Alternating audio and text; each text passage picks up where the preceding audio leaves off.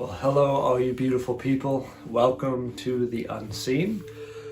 We are going to start a new series, kind of, if you want to call it a series. We're going to go through the book of Daniel. We're not going to go through every detail, like verse by verse or anything, but we're going to kind of go through the book of Daniel and really highlight some of the things that I believe connects directly with the unseen, which is all about just being aware of the spirit realm, the unseen, and kind of just embracing that. So let's get into it.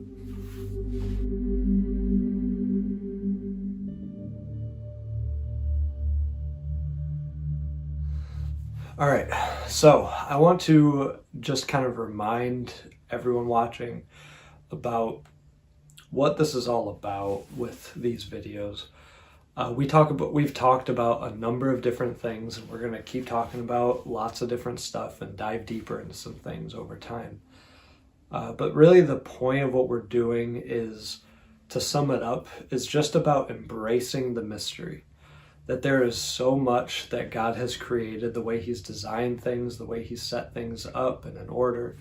And there's a lot in the spirit realm that unless we intentionally pay attention to,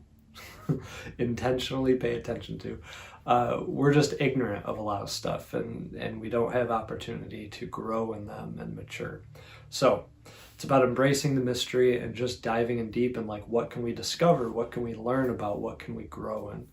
So just wanted to relay that foundation for the unseen. That's what we're doing. And I believe we as Christians can be the most experienced and knowledgeable and well-versed in all areas of the mystical, of the unseen, the spirit realm, all that stuff, and just what God has created and given us access to. So, all right, so we're going to talk through the book of Daniel. So now we're going to start in Daniel chapter 1. And just to give you like a setup of Daniel 1, it's kind of just sets up the main characters of the book, which is Daniel. And then there's Radshak, Meshach, and Abednego. And those are their new names. And Daniel's new name is Belteshazzar. I don't know if I pronounced this right, but Belteshazzar. They got renamed in Babylon outside of their Israelite names, their Hebrew names. So it sets up these characters and how they have been brought to the king in Babylon, and now they're a part of this group of people being trained to basically wait on and serve the king and be a part of, I guess you could say, the council of the Babylonian Empire. And so they're in this like training mode. This is what's being set up. So the main thing we're going to talk about in Daniel 1 is fasting. Now there will be more talk about this, because it happens in more than one spot in this book, and it's worth bringing up more than once. But just as an intro to the subject of fasting, and maybe we'll be on this for a little while, is these people being trained are given this diet. So it's kind of like to help make them ready. They're given what it says, the king's meat or the king's food, and his wine, and so like they're getting like the best of the best, basically. And Daniel's position, and then the other three, I'll just refer to them as the other three or the four of them as a whole, because I don't feel like going through all the names over and over again. That's just a lot. But Daniel with the other ones, they kind of get like this thing where these are Israelites, and they have a law where God has set up like what they can eat, what they can drink, and wine wouldn't have been wrong for them to drink, but they were determined not to defile themselves. So that's actually what it says, that Daniel was determined that he would not defile himself with the king's meat and wine and all that. Excuse me.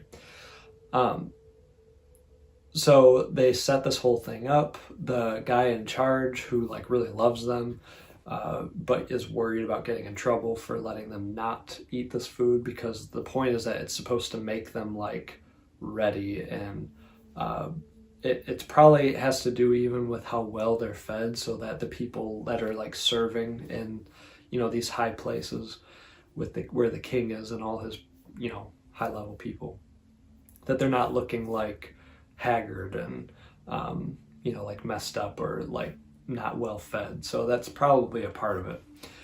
And so he's worried that he's going to get in trouble because the people he's supposed to prepare are not where they should be, even physically speaking.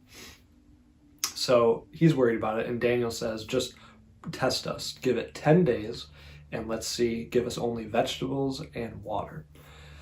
So this is kind of like an unofficial like fast, where it doesn't actually use the word fasting, but you could look at it like that. Now I want to make some points, because I actually want to like bring some, what I hope will be clarity in the area of fasting. Because we have a culture and, the different fads that pop up where we use the word fasting closely connected with just diet plans, people trying to lose weight, different methods of maybe detoxing or just all that kind of stuff. So what I want to point at is that what Daniel was doing with the whole vegetables and water thing, he was not trying to set up a comparison between the different diets. Because here's the point. Israelites, they ate well. They had rules, but they ate well. It wasn't like they literally, as a nation, they just ate vegetables and water and drank water. That's not what they did. So this was not a commentary on what they were allowed to eat as Jews, basically. This was just a comparison. And so here's why. This is what I want to get to. This was not just a comparison of diets. This was a fast where Daniel and the other three were basically saying, like, prove that because their desire was to not defile themselves. So ultimately, another way of saying it would be their desire was to honor the Lord and the rules and the laws that he set up, and not to cross that line. So they had this like determination to stay pure, essentially, to stay clean. And so what I believe happened is God honored that, and that's what we're going to get into. So this wasn't about diet. Fasting is ultimately not about your diet or dieting. Fasting is not about losing weight. Fasting is not about detoxing your body. Fasting is about none of those things, though yes, sometimes there can be those side benefits. That's okay, but I want to make it very clear that we do not fast from a spiritual standpoint for any of those reasons. Okay, so it was not a diet plan. Daniel's heart was to not defile himself with probably the types of food being served, because this wasn't the Israelites. This was the Babylonian Empire. All the other nations didn't have these rules of what was clean and unclean for them to eat. So, okay. So true fasting is 100% spiritual in nature. True fasting is 100% spiritual in nature. And you might be wondering, we're talking about fasting, and this is all like, these videos are all about the unseen and the spirit realm. We'll get to that, so just bear with me. It's 100% spiritual in nature, and scripturally has only to do with food. So another line I want to draw is, while it's not wrong to do this, fasting has nothing to do with not watching shows or football or something like that. It has nothing to do with, so I like to read. So the idea would be like, I'm not going to read other books. I'm just going to read the Bible or something. That is not fasting. I'm not fasting books. Fasting is about food and drink, okay? So all those other things can be good, because some of you might be thinking, well, I've done that and it's been really powerful or it's been good. That's awesome, because I believe God honors that you have set up a discipline to draw near to him. So that is a good thing, but just for the sake of what the Bible actually shows us with certain things, fasting itself is about food and drink. So all those other things are disciplines, but fasting is different. And here's why. So it has to do with food. And what fasting really is it's not about starving yourself. It's not about the point the point in fasting is not to deny yourself of things, except that you are withholding feeding your body something to then turn to the Lord. So it's not even real fasting unless you are intentionally turning to the Lord, because he is our sustenance. And we're not going to go to all the scriptures, but Jesus reveals himself as the living bread. He's eternal life. He's the living bread. The Holy Spirit that he gives us is the river of living water, the living water that he gives us to drink. So right there, and there's other things like wine, that's a part of it too. Milk. Anyway, we're not going to go into all that. But maybe we will in the future, but right now we're not. Rabbit trail. He's the living bread and the living water. So we have bread and water, and then you have the whole piece with Jesus when he was fasting and the devil tried to tempt him in the wilderness, and his response was, "Man shall not live on bread alone, but by every word that proceeds from the mouth of God." So the very correlation to that is to say that we're not just about what we feed ourselves physically. That's not the important thing, but that we are literally fed by the words of the Lord, by his presence, by who he is. He is the living bread. He feeds us daily. And that also connects to the manna in the wilderness with the Israelites and all that. As a shadow and type, or however you say that, type and shadow of the Lord being our daily sustenance. So fasting is actually about withholding from feeding yourself physically for a time, for a set period of time, to then turn to him that he would be our sustenance. So how does that work? Because that sounds crazy, right? Now, I don't know about you, but when I was growing up with fasting, that was not part of my understanding, so I didn't get it until I really started diving into this. So how does that work? Because you can't live forever without food, right? The answer is yes. But here, we're not going to go into the depths of this. Maybe soon we will, because this would become a very, very long video if I did.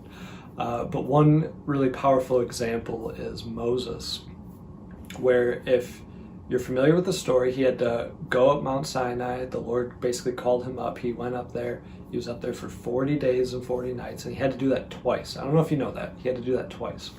Because when he came down and they were worshiping the golden calf, and all the stuff they were doing, he broke it, right? So then it actually had to happen again. So later in the book of Exodus, it happens again. But it might have happened twice, this next piece. But we know it happened once for sure, because the first time it doesn't say he did this, second time it does.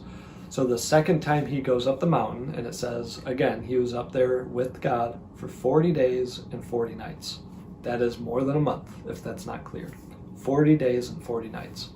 And the second time it happened, the Bible says, I'm assuming I have this right, Exodus 34, verse 28, it says that Moses, during those 40 days and nights, had no food or drink. So we know that is physically impossible. You would not survive for 40 days without food or water. How is it possible? It's possible because he was quite literally in the very presence of God, and God's glory itself was sustaining his body. And the result of that was when he came down, that was where we see his face was shining, and he had to cover it with a veil to talk to the people because he was so bright. So Moses fasted for 40 days and 40 nights and was completely sustained by the presence of God. He might have done that twice, but the first 40 days, the first time he did it, it doesn't say he fasted, so we don't know. But maybe twice, but definitely one time. And then Jesus did the same thing in the wilderness. It doesn't say he didn't have water, so maybe he had access to water, not sure, but it definitely says he had no food for 40 days. So Jesus did almost the same thing that Moses did, if not the same thing. So anyway, the point is this, that like his words, his presence, his glory itself sustains us. And it's only by faith that this works. If you fast and it's just from a place of just doing something or even a dieting sense, it will not work this way. It is only from a continual turning to him that it's his presence that sustains you. And you will notice a difference. You will notice a difference. When you fast and you are relying on him and turning to him and leaning into him, you will notice a difference when your faith is connected and your belief is connected to him being your bread, being your water.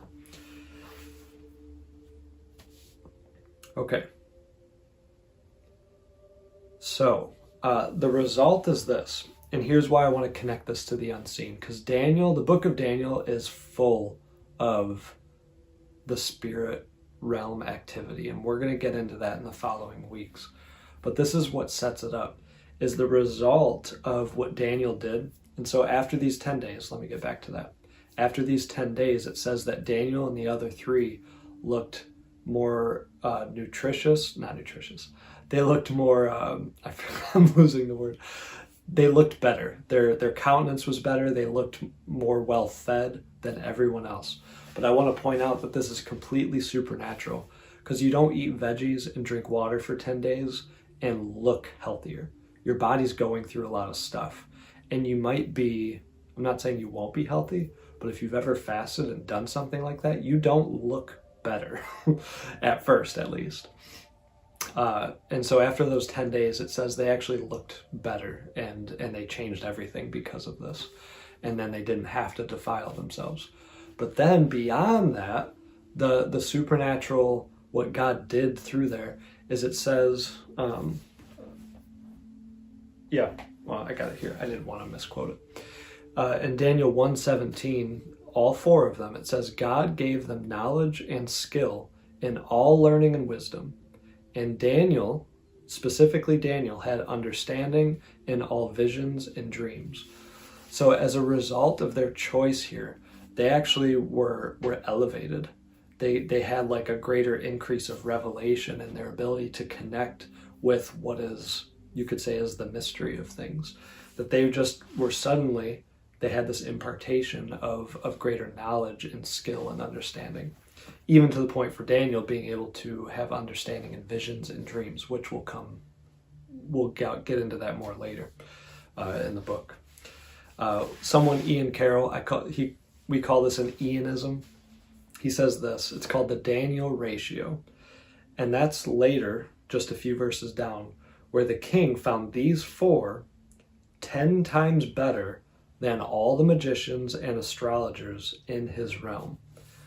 So he found them 10 times better. So this is the Daniel ratio, that we as Christians have access to lean fully in to the creator of the universe, that in all things, visions, dreams, wisdom, understanding, even whatever they were dealing with the magicians and astrologers, that what we are connected to with the Lord is we have the opportunity, it's not a given, we have the opportunity to be even considered 10 times better than all the rest of the wise men, those that are well learned and can operate in all these different areas. So fasting is completely supernatural, and it is a powerful access point to diving deeper and to immersing yourself in the river of revelation, where your eyes will be opened to things that they weren't before. You will have greater understanding and wisdom. And ultimately, that's not the point of it. The point in fasting is to draw near to him. And when you draw near to him, the things of the spirit, the unseen, the mystical, all of it begins to unveil itself, because you're drawing near to the one that all of it comes from, which is the main point of it all. So fasting is powerful. It's supernatural. We will talk more about this. So if you have any questions, let me know, and I can maybe hit on those in the upcoming videos if you have any specific questions about fasting and all that. So anyway, thank you for joining me. Have a good one.